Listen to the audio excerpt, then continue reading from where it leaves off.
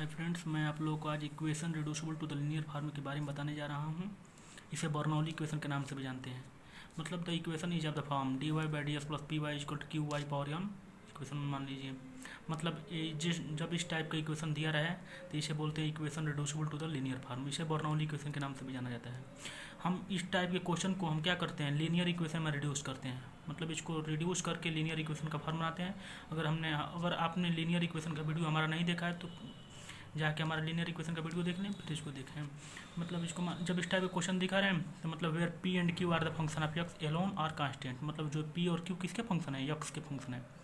मतलब जो भी डेरिवेटिव दिया रहेगा जिसके रिस्पेक्ट में डिफ्रेंसिएशन हुआ रहेगा, पी और क्यू उसी के फंक्शन होंगे। मतलब यहाँ किसके रिस्पेक्ट में डिफ्रेंसिएशन हुआ है, एक्स के, तो पी और क्यू किसके फंक्शन होंगे, एक्स के। ठीक, are called equation reducible to the linear equation. मतलब जब इस टाइप का इक्वेशन दिखे तो उसे बोलते हैं equation reducible to the linear equation. और इस टाइप के जब भी क्वेश्चन आपको दिखे तो मैं आपको एक ट्रिक बताता हूँ क्या कीजिएगा। मतलब D Y by D S plus P Y equal to Q Y power N. P और क्यू किसके फंक्शन है, एक्स के। मतलब राइट हैंड साइड में, मतलब इक्वल के बाद राइट हैंड साइड है और इक्वल के पहले लेफ्ट हैंड साइड है। मतलब राइट हैंड साइड में एक्स के टर्म को छोड़ करके वाई का जितना भी टर्म होगा उसको क्या कीजिएगा, दोनों साइड में डिवाइड कर दीजिएगा। मतलब राइट हैंड साइड में एक्स के टर्म को छोड़ करके जितना भी वाई का टर्म दिखे उसको आप डिवाइड कर दीजिएगा। तो वहीं हम काम किए हैं, dividing Y power N both side in equation one. मतलब इक्वेशन वन है, इसमें वाई पावर एन से डिवाइड किए। क्यों? क्योंकि मान लीजिए क्यू किसका फंक्शन है, एक्स का। मतलब क्यू को नहीं करना है, ट्रिक मान लीजिए क्यू को नहीं करना है, क्यू को छोड़ देना है और इसके साथ वाई पावर एन बचा है तो वाई पावर एन को क्या करेंगे, डिवाइड कर देंगे। वहीं हम काम किए हैं। मतलब क्यू किसका फंक्शन था, यहाँ पढ़ लीजिए, पी और क्यू फंक्शन ऑफ एक्स, इसीलिए क्यू को छोड़ दिया, वाई पावर एन से डिवाइड कर दिए हैं।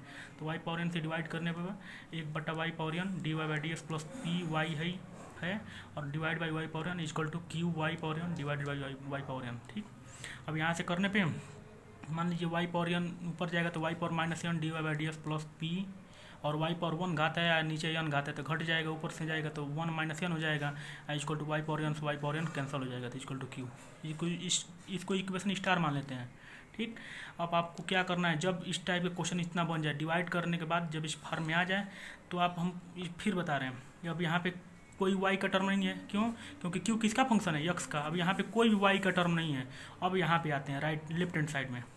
मतलब यहाँ पे काम हो गया। देखिए यहाँ पे q के साथ किसका टर्म था, y का, तो y टर्म को डिवाइड करके हम यहाँ से y को रिमूव कर दिए हैं। अब यहाँ से रिमूव मतलब ख़त्म कर दिए हैं। तो रिमूव करने के बाद यहाँ पे केवल x का टर्म बच गया। अब लेफ्ट हैंड साइड में p के साथ y का टर्म है तो y के टर्म को भी यहाँ से मिनिमाइज करना होगा।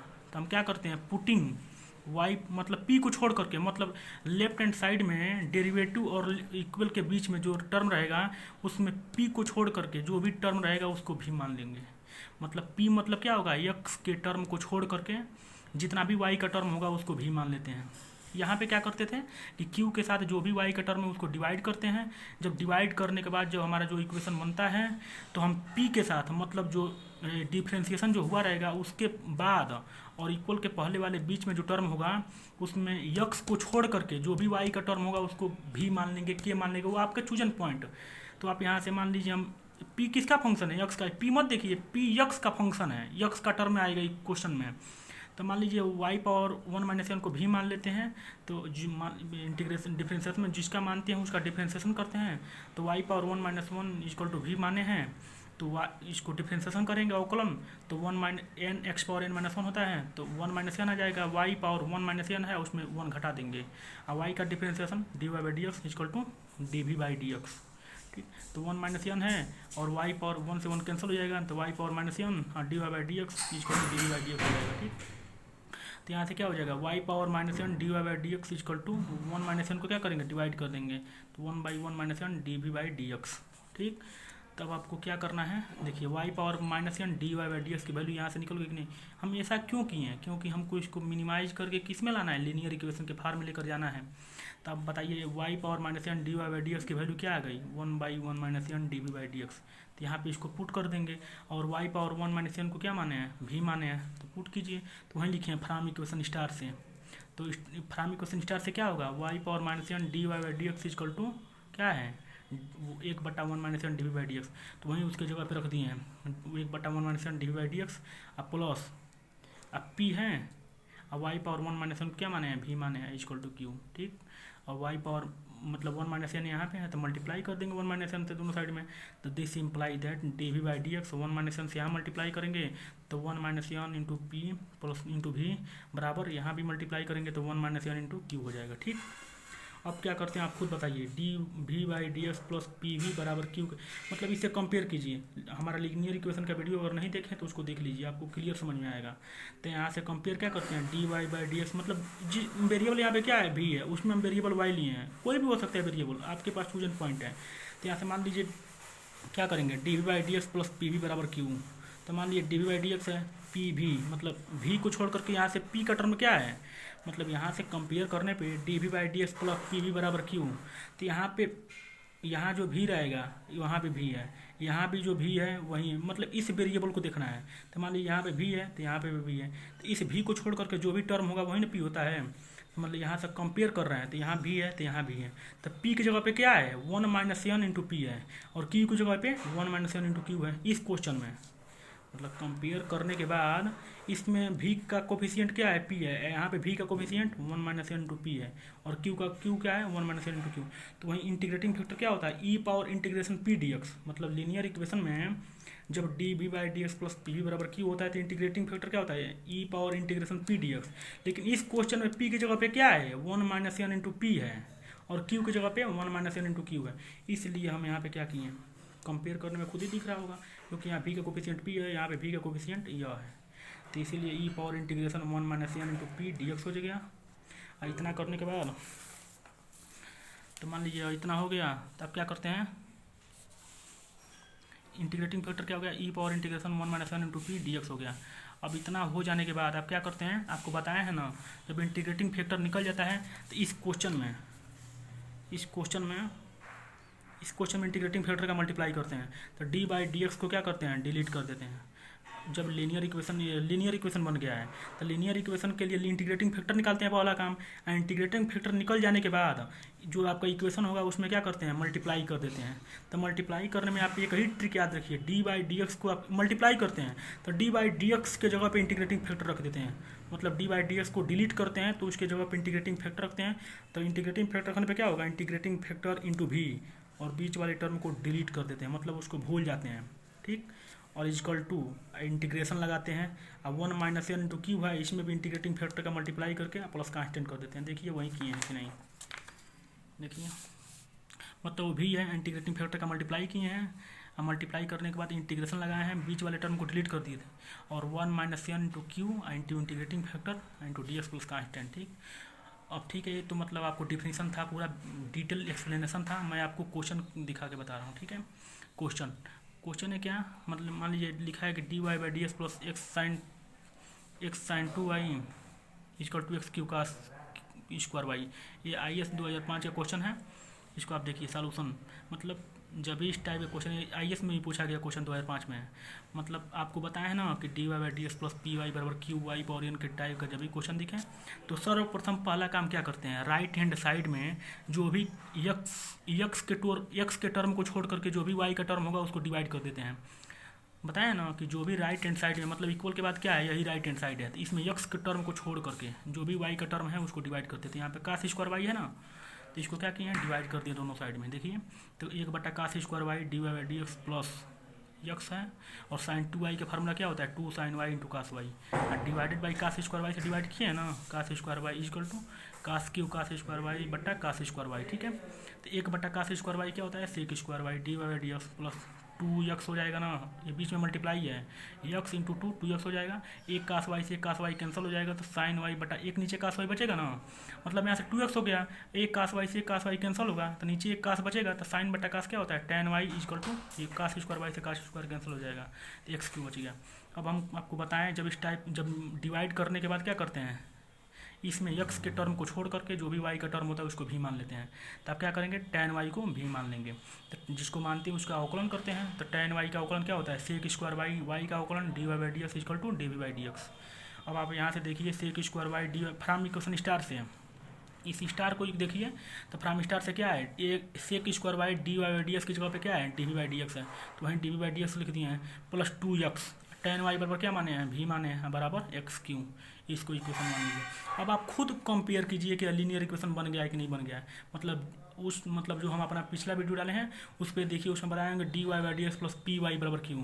तो वहाँ से वहाँ पे वाई वेरिएबल था, यहाँ पे भी वेरिएबल है, कोई चेंजिंग नहीं, कोई प्रॉब्लम नहीं। कंपेयर कर दीजिए, d v by d x plus p v बराबर क्यू। तो यहाँ से मान लीजिए डी बाई डी एक्स तो सेम है, यहाँ भी का कोफिशिएंट 2x है, यहाँ भी का कोफिशिएंट p है, तो p बराबर क्या हो जाएगा 2x होगा, q बराबर एक्स क्यू। मतलब दिस इंप्लाइज है, मतलब दोनों को कंपेयर करने में इंप्लाइज क्या कर रहा है, p बराबर 2x और q बराबर एक्स क्यू। ठीक है, तो अब क्या करते हैं, इंटीग्रेटिंग फैक्टर निकालते हैं, पता है ना, e power integration p dx। तो p की जगह पे क्या है 2x है, e power integration 2x dx। 2 क्या है, कांस्टेंट है, 2 को बाहर कर दिया इंटीग्रेशन से, x dx। x का समाकलन क्या मतलब इंटीग्रेशन क्या होता है, एक्स स्क्वायर बाई 2। तो e पावर 2 इंटू बीच में मल्टीप्लाई है इंटू एक्स स्क्वायर बाई 2, 2 से टिप कैंसिल हो जाएगा, e पावर एक्स स्क्वायर हो गया। मतलब इंटीग्रेटिंग फैक्टर कितना निकल गया, e पावर एक्स स्क्वायर। अब आपको हम ट्रिक बताए हैं कि जो भी आपका इक्वेशन दिया होगा, मतलब जो मतलब रिड्यूस करने के बाद जो भी इस फॉर्म में आया होगा लीनियर इक्वेशन में, तो जब इंटीग्रेटिंग फैक्टर निकल जाता है तो क्या करते हैं, इक्वेशन 1 में मल्टीप्लाई कर देते हैं। तो वहीं लिखे हैं फ्रॉम इक्वेशन 1 से। तो इंटीग्रेटिंग फैक्टर आपका ये है, मतलब इंटीग्रेटिंग फैक्टर दिया है और आपका इक्वेशन है, इसमें मल्टीप्लाई कीजिए। तो आपको हम ट्रिक बताएं, जब भी लीनियर इक्वेशन का जब क्वेश्चन आए उसमें आप क्या कीजिए, जब इंटीग्रेटिंग फैक्टर निकल जाए तो डी बाई डी एक्स को आप डिलीट कर दिए, मतलब भूल जाइए, और डी बाई डी एक्स के जगह आप इंटीग्रेटिंग फैक्टर रख दीजिए। इंटू भी है, ये है मतलब भी और into integrating factor is equal to बीच वाले टर्म को डिलीट कर देते हैं। बीच वाले टर्म को देखिए हम नहीं लिखे हैं, डायरेक्ट इक्वल लगा दिए हैं, और यहाँ पे इंटीग्रेशन लगाते हैं। और यक्स क्यू है, ये है, इसमें इंटीग्रेटिंग फैक्टर का मल्टीप्लाई करना है। देखिए x Q into integrating factor into मतलब डी एक्स मतलब समाकलन करना है प्लस कांस्टेंट। अब देखिए भी है, इंटीग्रेटिंग फैक्टर की वैल्यू क्या है, e power x square is equal to x q और e power integrating factor x square d x plus constant. अब यहाँ से भी की वैल्यू क्या है, देखिए यहाँ से भी बराबर क्या है, tan y है, तो वहीं भी की वैल्यू यहाँ tan y रख दिए हैं। तो tan y into e power x square is equal to, अब एक्स क्यू को हम एक्स इंटू एक्स स्क्वायर लिख सकते हैं कि नहीं, एकदम लिख सकते हैं।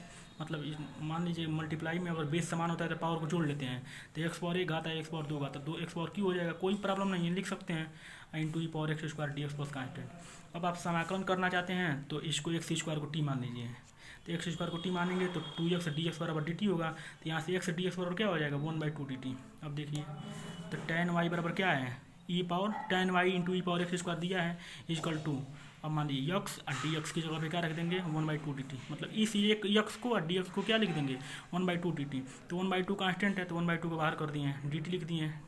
ठीक, एक्स स्क्वायर बराबर टी माने हैं, यहाँ टी हो गया e power t into d t plus constant. ठीक है, अब हो गया tan y into e power x square है, tan y into e power x square is equal to 1/2। अब इसका समाकलन कीजिए, मतलब जब दो प्रोडक्ट का इंटीग्रेशन करना होता है तो क्या करते हैं, पहला पद दूसरे का समाकलन, मतलब पहला पद t है, दूसरे ई पावर टी का समाकलन ई पावर टी, माइनस लगाते हैं इंटीग्रेशन, प्रथम का अवकलन तो t का अवकलन 1 होगा और द्वितीय का समाकलन, अब ब्रैकेट बंद इंटू यहाँ पे dt होगा, छूट गया है, आप लोग dt लिख लीजिएगा प्लस कांस्टेंट, यहाँ dt होगा। ठीक है, मतलब 1/2 यहाँ पे ब्रैकेट लगाएंगे, और अब जब दो प्रोडक्ट का इंटीग्रेशन करना होता है तो प्रथम पद द्वितीय का समाकलन, तो ई पावर टी का समाकलन ई पावर टी होगा, बीच में माइनस लगाते हैं, फिर इंटीग्रेशन का साइन, और प्रथम का अवकलन तो टी का अवकलन 1 होता है, ई पावर टी का समाकलन ई पावर टी है, यहाँ पे डी टी छूट गया है प्लस कांस्टेंट। ठीक है, इतना करने के बाद ठीक है, जब इतना हो गया मान लीजिए तो फिर अब यहाँ पे ई पावर टी का भी समाकलन करना होगा ना, 1 इंटू ई पावर टी हो जाएगा, यहाँ डी टी लिख देंगे। फिर इसका समाकलन करने के लिए आप क्या करते हैं,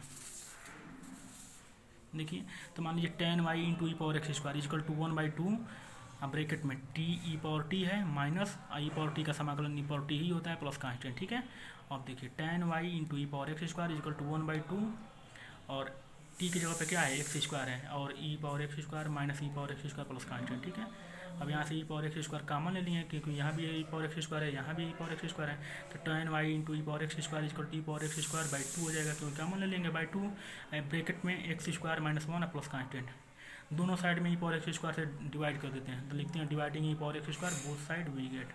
तो डिवाइड करने में क्या हो जाएगा, यहाँ से कैंसिल हो जाएगा, यहाँ पे भी कैंसिल हो जाएगा, तो tan y बराबर क्या हो जाएगा 1/2 एक्स स्क्वायर माइनस 1, मतलब डिवाइड कर रहे हैं, मतलब ई पावर एक्स स्क्वायर दोनों साइड में डिवाइड करेंगे, तो यहाँ से e power x square cut जाएगा, यहाँ से कट जाएगा, तो tan y equal to 1/2 x square minus 1 plus c constant है बट्टा ई पावर एक्स स्क्वायर, क्योंकि डिवाइड इसमें भी तो होगा ना, तो वहीं हो गया tan y equal to 1/2 x square minus 1 plus c, और नीचे ई पावर एक्स स्क्वायर है, ऊपर जाएगा तो ई पावर माइनस एक्स स्क्वायर। यही आपका आंसर है। ये IAS 2005 में पूछा गया क्वेश्चन है। अगर वीडियो अच्छा लगे तो लाइक सब्सक्राइब जरूर करें, कमेंट करें और शेयर करें। Thank you.